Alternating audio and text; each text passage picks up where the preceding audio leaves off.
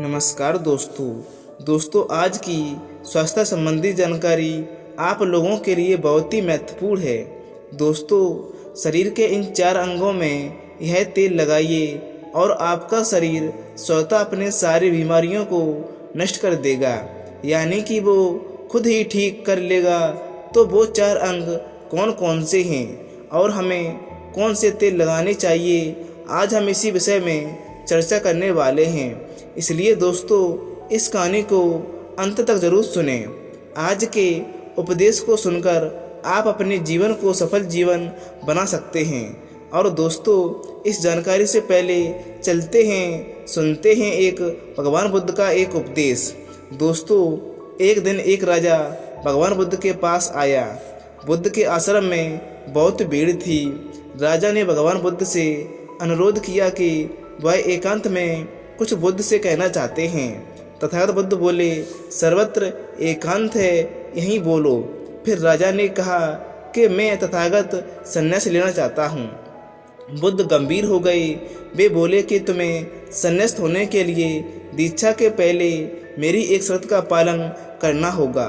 राजा ने स्पष्ट किया कि जब दीक्षा लेनी ही है और संन्यास्त होना ही है तो मुझे आपकी सभी शर्तें मंजूर हैं। और फिर तथागत बुद्ध ने आदेश दिया और कहा, अपने कपड़े उतारो और अपने जूते उतारो और नग्न हो जाओ, और इसी नग्न अवस्था में अपने राज्य के राजमार्गों पर स्वयं को जूते मारते हुए चक्कर लगाकर आओ। राजा असमंजस में पड़ गया। तथागत बुद्ध ये क्या कह रहे हैं? मैं एक राजा हूँ, इस तरह मैं नग्न हो जाऊँ और नग्न होकर अपनी ही सड़कों पर कैसे खुद को जूते मारते हुए चक्कर लगाऊं? लेकिन फिर भी राजा को संन्यास्त होना था, तो उन्होंने भगवान बुद्ध की शर्तें मान लीं और वे वैसा ही करने के लिए निकल पड़े। राजा ने वैसे ही किया। वह नग्न होकर स्वयं को जूता मारते हुए राज्य की सड़कों पर दौड़ने लगा। और यहाँ उसके चले जाने पर शिष्य ने बुद्ध से कहा कि बनते, जब हम आपसे दीक्षा लेने आए थे तब आपने तो ऐसी कठोर शर्तें नहीं लगाई थीं। आप तो स्वयं करुणा अवतार हैं, फिर आपने राजा के साथ ऐसा कठोर व्यवहार क्यों किया? तब भगवान बुद्ध बोले, जब तुम लोग संन्यास लेने आए थे तब तुम्हारे अहंकार बहुत बड़े नहीं थे, इसलिए तुम लोगों से घर घर भिक्षाटन करके ही काम बन गया। यह तो एक बड़े राजा हैं, इसका अहंकार भी बहुत बड़ा है, इसलिए जितना बड़ा रोग उतनी बड़ी दवाई है, इसलिए महारोग की दवाई भी अधिक शक्तिशाली होती है। किसी कारणवश मैंने इसका परीक्षा भी इतना कठिन किया है। राजा जब इस दशा में अपनी ही प्रजा के सामने से गुजरेगा तो उसका अहंकार चूर चूर हो जाएगा। राजा ने शाम तक शर्त पूरी कर ली और बुद्ध के चरणों में आकर गिर गया और फिर बोला, तथागत, अब तो मुझे आप दीक्षा देकर मुझे संन्यास्त करें। भगवान बुद्ध ने राजा के सिर पर मुकुट रखा और कहा, अब तुम्हें संन्यास लेने की जरूरत ही नहीं है। जाओ और कर्ता भाव छोड़कर साक्षी भाव से राज करो। अब तो तुम राजस हो चुके हो, अब तुम राजस हो। देखिए दोस्तों, किस तरह से भगवान बुद्ध ने एक राजा को उपदेश दिया और राजा का जीवन का धन्य हो गया। छोटे से छोटे उपदेश से आपको क्या ज्ञान प्राप्त होता है, कमेंट में हमें ज़रूर बताएं। चलिए अब जानते हैं स्वास्थ्य से संबंधित महत्वपूर्ण जानकारी। दोस्तों, रात में ये तेल शरीर के 4 अंगों पर लगाना बहुत ही महत्वपूर्ण है। क्या आप जानते हैं कि ये हमारा शरीर किससे बना है? ये सबसे पहले जानना बहुत ही ज़रूरी है। और हमारे शरीर में कौन से 3 दोष पाए जाते हैं? हमारा शरीर 5 तत्वों से बना है और हमारा शरीर में 3 दोष पाए जाते हैं, वात दोष, पित्त दोष और कफ दोष। इसे जानना जरूरी है क्योंकि ये हर बीमारी का एक कारण होता है, क्योंकि हर एक बीमारी का जड़ यहीं से 3 दोष हैं, इसलिए जानना बहुत ही ज़रूरी होता है। तो आपका शरीर का सबसे महत्वपूर्ण दोष ये 3 दोष हैं, पित्त दोष, वात दोष और कफ दोष। अगर आपके शरीर का वात दोष गड़बड़ हो गया है तो 60 से तो 60 से 70% बीमारी होगी। अगर आपके पित्त का दोष गड़बड़ हो गया है तो आपके शरीर में 14 से 20% बीमारी होती है, और यदि आपके शरीर का कफ दोष गड़बड़ हो गया है तो 4 से 10% बीमारी होती है। अब इस तीनों प्रवृत्तियों हमारे शरीर में कब से कब तक रहती हैं? जब हम जन्म से बाल्यावस्था में रहते हैं, यानी जब हमारा जन्म होता है और हम 14 साल की उम्र तक हमारे शरीर में कफ प्रवृत्ति ज़्यादा होती है। इस समय कफ ज़्यादा बनता है, ये प्रकृति की देन है। कफ इसलिए बनता है क्योंकि हमारा शरीर ग्रो करता है। कफ बनना जरूरी है क्योंकि ये कफ हमारे शरीर के बहुत ही महत्वपूर्ण अंग हैं। बस हमें ये ध्यान देना चाहिए, हम अपने बच्चों को ऐसी कोई चीज़ नहीं देना चाहिए जिससे उनका कफ और बढ़ जाए, क्योंकि बच्चे उस समय कुछ नहीं जानते। परसेंटेज को जागरूक होना होगा। बस हमें अपने बच्चों को कुछ भी ऐसी चीज़ नहीं देना है जिससे उसका कफ और बढ़ जाए। कफ बढ़ाने वाली चीज़ें हमें उन्हें नहीं खिलाना चाहिए, नहीं तो क्या होगा, कफ से संबंधित जो 5 से 10% बीमारी है, जैसे टीबी, दमा, अवस्था, इस्नोफिलिया, ये सारी बीमारियां इसकी वजह से होती हैं। ये हर पेरेंट्स को ध्यान देना होगा। उसके बाद हम आते हैं बाल्यावस्था से युवावस्था में। युवावस्था की आयु कितनी होती है? जब हम 15 साल से 60 साल के बीच में होते हैं तो इस समय हमारा शरीर युवावस्था में होता है। इस समय हमारे शरीर में पित्त प्रवृत्ति सबसे ज़्यादा होता है, सबसे ज़्यादा पित्त बनता है। इसलिए हमें ये ध्यान देना होगा कि ऐसी कोई चीज़ नहीं खानी है जिससे हमारा पित्त दोष बढ़ जाए। अगर हमारे शरीर में पित्त दोष बढ़ जाएगा तो हमारे शरीर में 15 से 20% बीमारी होती है। इसके बाद हमारा आता है वृद्धावस्था। 60 से ऊपर की उम्र हमारा वृद्धावस्था होता है, और बात दोष से संबंधित 60 से 70% बीमारी हमारे शरीर में होती है। तो आपको ऐसी कोई चीज़ नहीं खाना है जिससे बात दोष बढ़े। तो दोस्तों, ये आप समझ गए हैं कि आपके शरीर में 3 दोष का क्या रोल है। इसलिए इन तीनों दोष से संबंधित जो भी जानकारी जहाँ से भी उपलब्ध हो एकत्रित करें और उसे अपने जीवन में लागू करें, कारण को दूर करें, और हमेशा इस बात पर ध्यान रखें कि इन तीनों दोषों में क्या खाना चाहिए और क्या नहीं खाना चाहिए। इस दोष को बढ़ाने वाली चीज़ें कभी ना खाएं। अब आप इन तीनों दोषों के बारे में जान गए हैं, तो अब जान लें कि आपका शरीर 5 तत्वों से कैसे बना है। आपका शरीर 5 तत्वों से बना है, और इन 5 तत्वों में प्रोटीन्स, विटामिन्स सारे तत्व आते हैं। अब इस 5 तत्वों में और 3 दोष में जो भी कमी आती है तभी आपका शरीर बीमार होता है, अन्यथा आपका शरीर बीमार नहीं होता है। अब आप समझ गए आपका शरीर बीमार होने का कारण क्या है। जैसे कुछ लोग रोते हैं, भगवान ने हमें कष्ट दे दिया, भगवान ने हमें ये बीमारी दे दिया, हमें गैस्ट्रिक अल्सर हो गया, हमें थायराइड, ब्लड प्रेशर, शुगर हो गया। क्यों हो गया? भगवान ने नहीं दिया, आपने खुद पाला है। जब प्रकृति आपको खाना खाने के नियमों का पालन करने के लिए कहती है, पीने के नियमों को पालन करने के लिए कहती है, इस प्रकृति का नियम पालन करिए, तो आप क्यों नहीं कर रहे हैं? जबकि हमारा शरीर उसी तत्वों से बना है, प्राकृतिक तत्वों से ही तो हमारा शरीर बना है। हमारा शरीर भी पानी से ही बना होता है, खाने से ही बना होता है, पोषक तत्वों से ही बना होता है। ये सारे नियमों का आपको पालन करना होगा। और जब ये हमारा पित्त दोष कर रहा है और कि ये चीज़ नहीं खानी है, ये पित्त और बढ़ेगा, तो आप उसे ही खाते हैं। पिज्ज़ा, बर्गर आप क्यों खाते हैं? चाय आप क्यों पीते हैं? चीनी आप क्यों खाते हैं?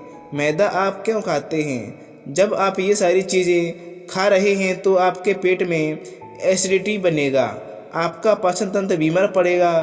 तो जब आपका पाचन तंत्र बीमार होगा तो अनेक बीमारियां आपको आएंगी।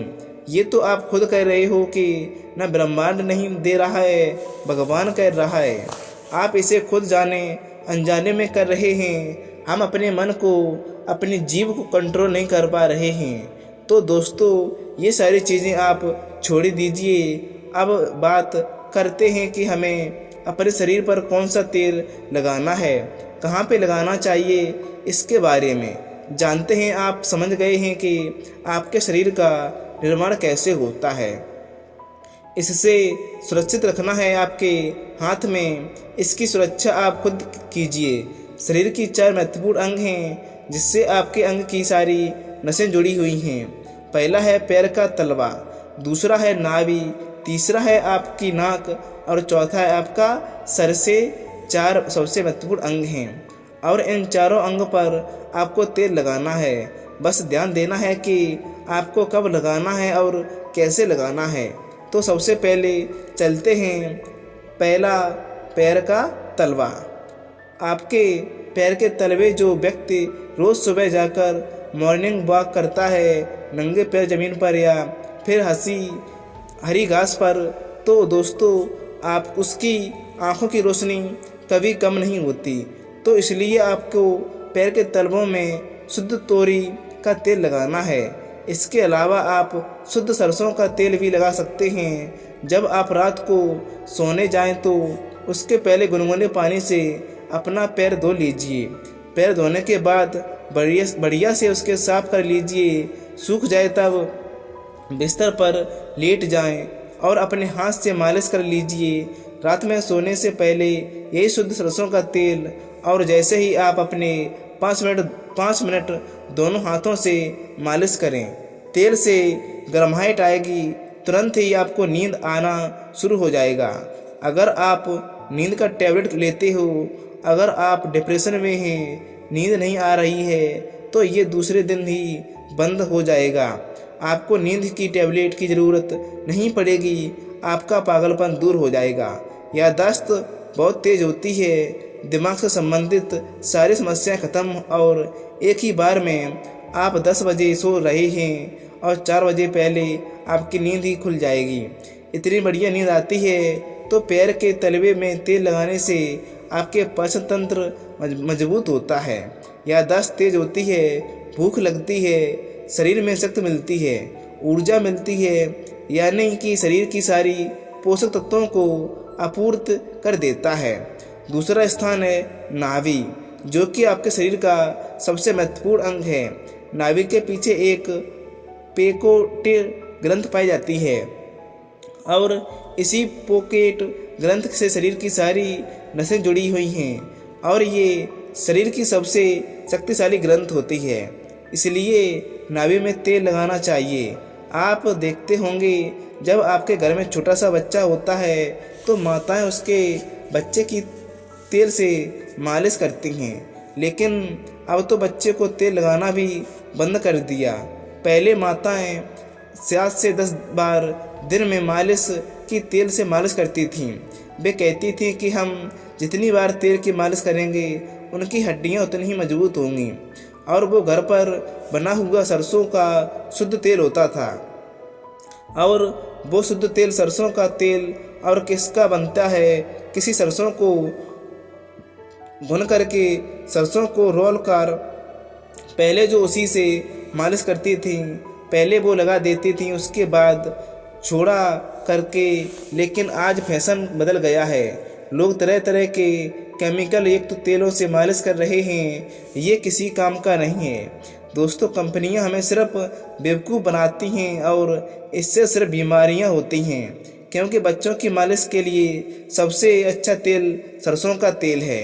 और गांव के बच्चे को माताएं आज भी सरसों के तेल की मालिश करती हैं। गांव के बच्चे शहर के बच्चों की तुलना में कितने कमज़ोर हैं, इससे आप खुद अनुमान लगा सकते हैं। तो दोस्तों यह नाभि आपके शरीर का सबसे शक्तिशाली हिस्सा होता है। तो जब माताएं नाभि में तेल की मालिश करती थी तो सबसे पहले फूंक मारती थी, फूंक मारने के बाद उसमें तेल लगाती थी। अब दिन भर में 3 से 4 बार तेल लगाती थी। तो दोस्तों आपको भी आज से शुद्ध सरसों का तेल रात में सोने से पहले नाभि में लगाना है। और जब आप नाभि में तेल लगाते हैं तो इसके क्या फ़ायदे हैं, यह आप सुनकर चौंक जाएंगे।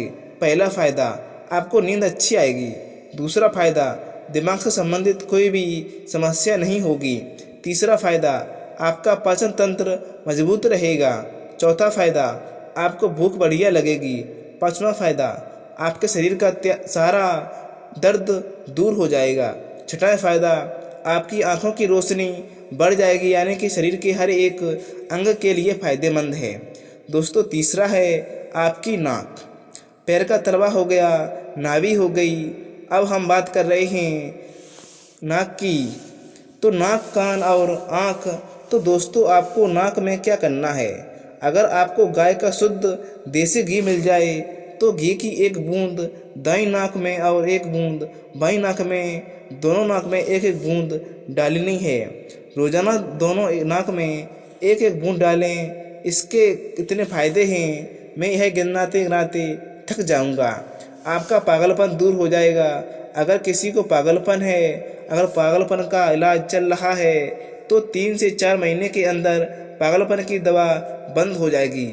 अगर आपके कान के पर्दे में छेद है तो बिना ऑपरेशन के ठीक हो जाएगा। आपको नींद की समस्या है तो नींद की समस्या दूर हो जाएगी। आपकी याददाश्त कमज़ोर है, याददाश्त आपकी तेज़ हो जाएगी।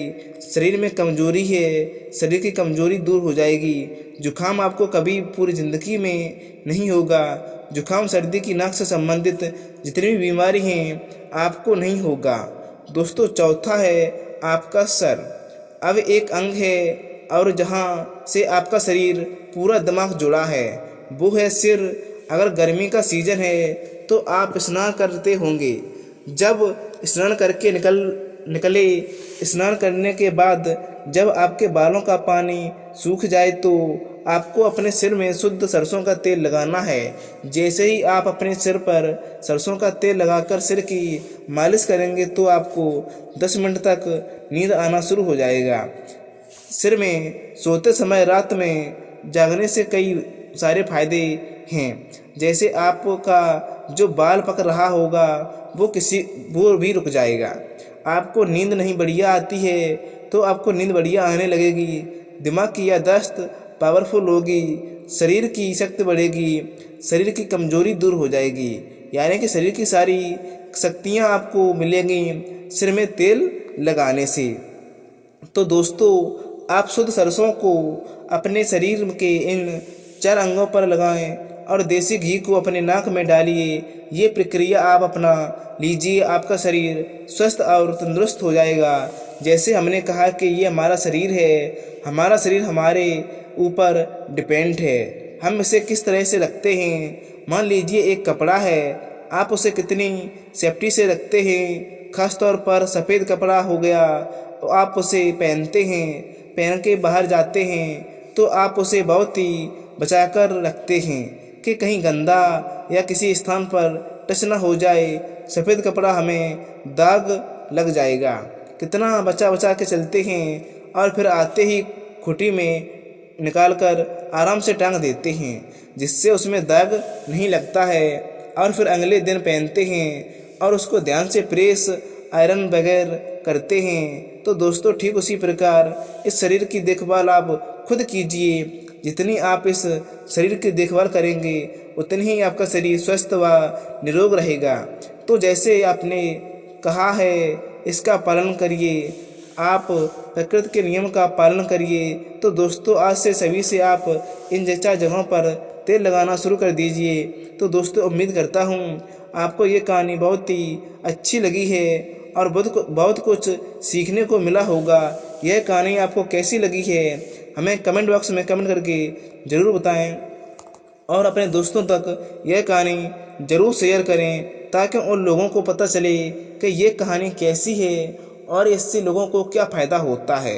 दोस्तों अगर आप बीमार पड़ते हैं, कोई बीमार रहता है तो उन तक ये कहानी ज़रूर शेयर करें, उन लोगों को भी मदद करें जिससे आपको डॉक्टरों की ज़रूरत ना पड़े। जो लोग डॉक्टरों के पास जाते हैं उन तक तो ये कहानी ज़रूर तक शेयर करें। तो दोस्तों आपको कहानी अच्छी लगी होगी तो चैनल को सब्सक्राइब करें और वीडियो को लाइक करें। तो मिलता हूँ आपको मैं नेक्स्ट कहानी में। आप मेरे से जुड़ने के लिए इस चैनल को सब्सक्राइब ज़रूर कर लेना। तो नमस्कार दोस्तों।